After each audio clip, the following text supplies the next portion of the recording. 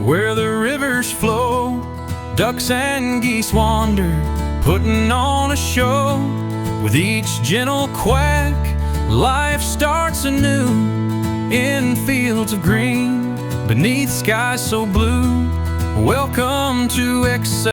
Continuing from where I stopped the other time on the flashback into when we started our farm, how we started. So after I've gotten the space, the next thing we did was to secure the space. It was well fenced and gated. All we did was to put this concertina wire to drive away predators, whether human or animals. We put also the storage tank of 2,500 liters that will supply water to the animals in the farm.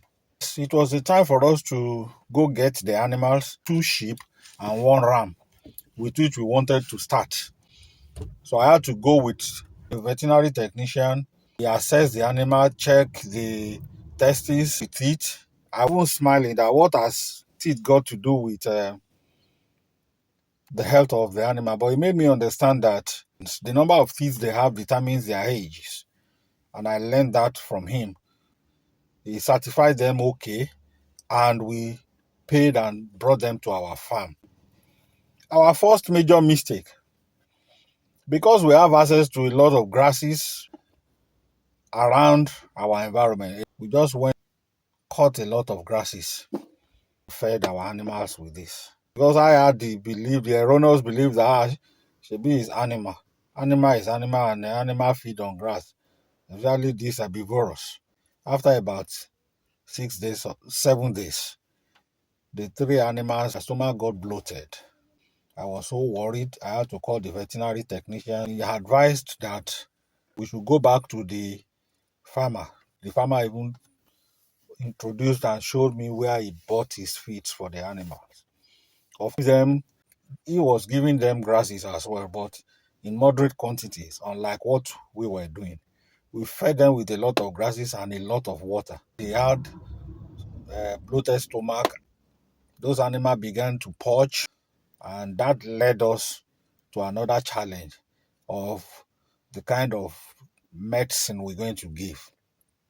But I took a step further to go to a veterinary clinic, and I was given the one that we can give the animals, specifying the dosage. It is very, very important. From my experience, from what I've seen other farmers do, they just give medicine to animals, not giving consideration to dosage. There was a time I saw a farmer, one of his rams had problem, was stooling. What he did was to just bring out a flagyl, and he gave about 12 tablets to one animal at a stretch like that. And when I challenged him, he was being defensive, that should be their animals, forgetting that overdose of any of this medicine could result into another complicated health issue to the animals. Sometimes, if an animal has issue and somebody come up online to seek advice, online advice, you see a lot of recommendation. Some are good, some are terrible. In terms of healthcare again, there was the need for us to